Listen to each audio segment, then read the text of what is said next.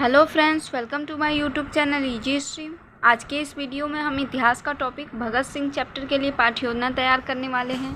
तो इसके लिए भी आपको सबसे पहले पाठ्य योजना का क्रमांक लिखना है, फिर लिखना है विद्यालय का नाम जिस भी विद्यालय में आप शिक्षण का कार्य कर रहे हैं, फिर दिनांक, विषय, उपविषय, कक्षा, कालांश, अवधि। इन 6 बिंदुओं को लिखने के बाद हम अपना टॉपिक लिखते हैं। तो टॉपिक है हमारा भगत सिंह। ठीक, टॉपिक लिखने के बाद उद्देश्य लिखते हैं। उद्देश्य में 2 तरह का उद्देश्य होता है, एक सामान्य उद्देश्य और एक विशिष्ट उद्देश्य। सामान्य उद्देश्य हमारे सब्जेक्ट से रिलेटेड होता है और विशिष्ट उद्देश्य हमारे टॉपिक से रिलेटेड होता है। तो आप सामान्य उद्देश्य पिछले वीडियो या पिछले पाठ्य योजना के अनुसार लिख सकते हैं। विशिष्ट उद्देश्य में आप पहला लिखेंगे छात्र भगत सिंह के बारे में बता सकेंगे। दूसरा, छात्र भगत सिंह को फांसी क्यों दी गई जान सकेंगे। तीसरा, भगत सिंह को गिरफ्तार क्यों किया गया वो जान सकेंगे। और चौथा, छात्र भगत सिंह के कार्यों के बारे में सूची बना सकेंगे। विशिष्ट उद्देश्य लिखने के बाद हम शिक्षण सहायक सामग्री लिखते हैं। तो शिक्षण सहायक सामग्री में वो सभी सामग्री आप लिखेंगे जो टीचिंग के लिए यूज करेंगे। तो इसमें आप लिखेंगे चार्ट पर बना हुआ भगत सिंह का चित्र। ठीक, फिर आता है पूर्व ज्ञान। पूर्व ज्ञान में हम लिखेंगे छात्र भगत सिंह के बारे में सामान्य जानकारी रखते हैं। पूर्व ज्ञान लिखने के बाद हम प्रस्तावना का प्रश्न लिखते हैं। प्रस्तावना का प्रश्न हम अपना प्रकरण निकलवाने के लिए बनाते हैं। तो इसके लिए भी आपको एक टेबल बनानी है जिसमें 3 कॉलम रहेगा। पहले में क्रम संख्या, दूसरे में छात्राध्यापिका कथन, तीसरे में छात्र कथन। तो पहला क्वेश्चन आप बच्चों से करेंगे कि हमारे देश का क्या नाम है, तो बच्चे बताएंगे भारत। ठीक, तो दूसरा क्वेश्चन आप करेंगे कि हमारे देश के क्रांतिकारियों के क्या नाम हैं, तो बच्चे बताएंगे राजगुरु, भगत सिंह, सुभाष चंद्र बोस।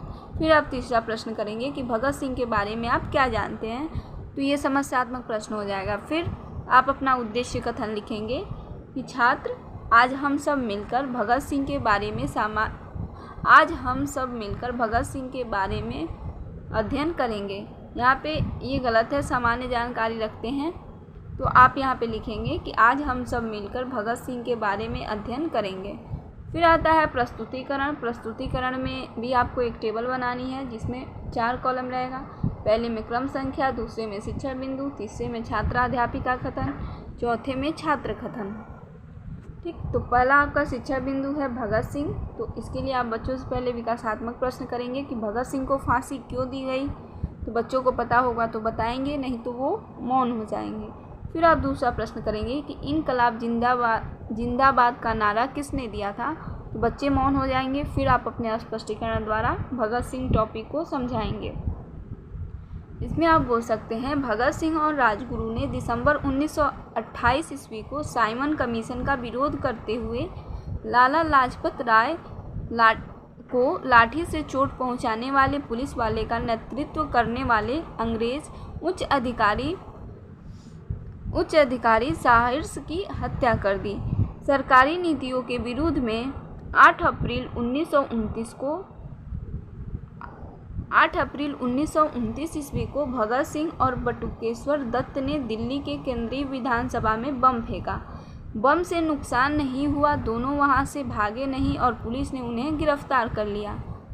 भगत सिंह एवं उनके साथियों पर सैंडर्स हत्याकांड से संबंधित मुकदमा लाहौर में चलाया गया। 7 अक्टूबर 1930 ईस्वी को भगत सिंह ने राजगुरु एवं सुखदेव को फांसी की सज़ा सुनाई गई। ठीक है, छात्र क्रिया में आप लिखेंगे छात्र ध्यानपूर्वक सुनेंगे। ठीक,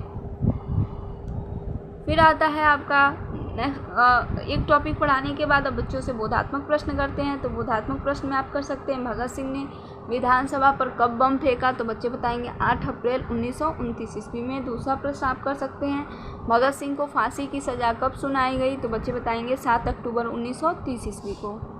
ठीक, फिर आता है आपका नेक्स्ट शिक्षण बिंदु लाहौर कांड।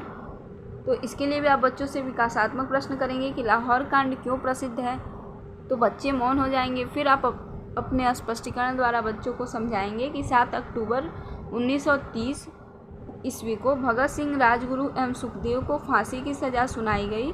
लाहौर में उनको 23 मार्च 1931 ईस्वी को फांसी दे दी गई। यह मुकदमा लाहौर कांड के नाम से प्रसिद्ध है। ये टॉपिक पढ़ाने के बाद आप बच्चों से बोधात्मक प्रश्न करेंगे कि भगत सिंह और राजगुरु को फांसी कब दी गई।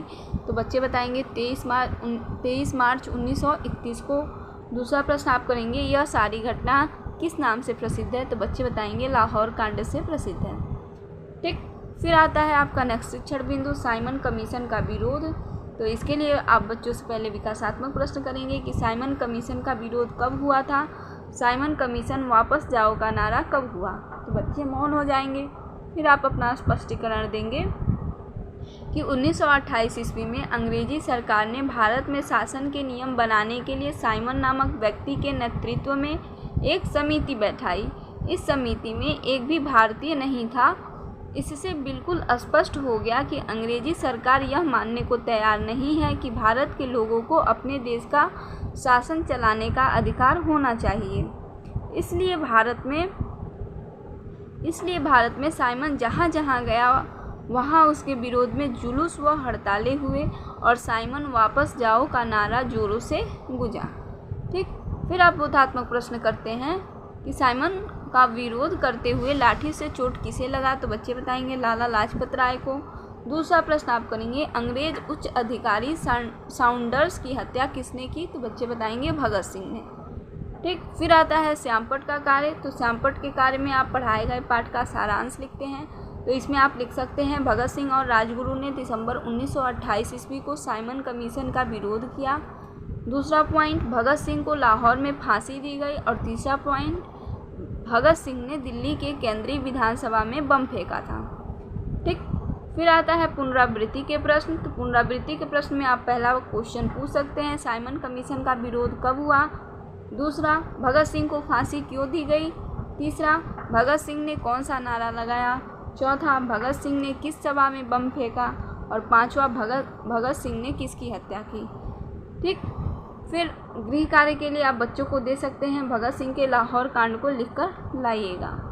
तो थैंक यू फॉर वॉचिंग। आज के वीडियो में बस इतना ही। नेक्स्ट वीडियो में हम नेक्स्ट लेसन प्लान के साथ मिलेंगे। Thank you.